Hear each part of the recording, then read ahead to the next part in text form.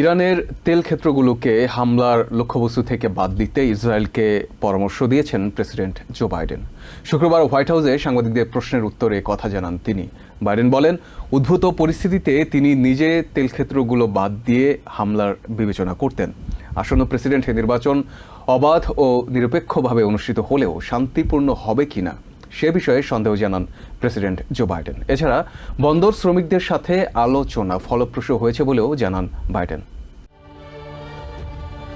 দেশের বন্দর শ্রমিকদের সাথে কয়েক দফা আলোচনার মাধ্যমে ইস্ট ওয়েস্ট এবং গালফ পোর্ট সহ অন্যান্য বন্দর খোলা রাখতে কার্যকর উদ্যোগ নেওয়া হয়েছে বলে জানান প্রেসিডেন্ট জো বাইডেন। তিনি বলেন, বন্দর শ্রমিকদের মজুরি বাড়ানোর সিদ্ধান্ত নেওয়া হয়েছে এবং তাদের অন্য দাবি দেওয়া নিয়ে আলোচনা চলছে। ইসরায়েলের উপর ইরানের ক্ষেপণাস্ত্র হামলার পর পাল্টা হামলা সম্পর্কে তেল আভিভ কিছুই জানায়নি উল্লেখ করে বাইডেন বলেন, ইরানের তেল ক্ষেত্রগুলোকে হামলা না চালিয়ে ইসরায়েলের বিকল্প চিন্তা করা উচিত। তিনি বলেন, উদ্ভূত পরিস্থিতিতে তিনি নিজে তেল ক্ষেত্রগুলো বাদ দিয়ে হামলার বিবেচনা করতেন।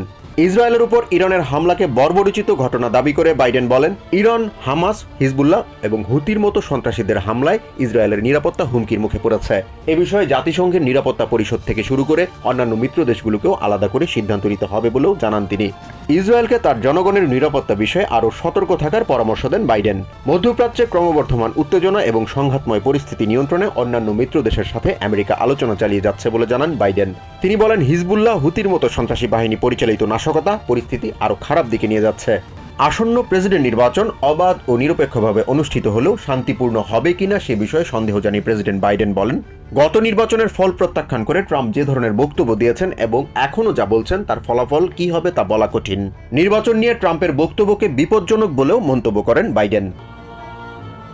জাহান মিথুন, TVN 24 নিউজ ডেস্ক।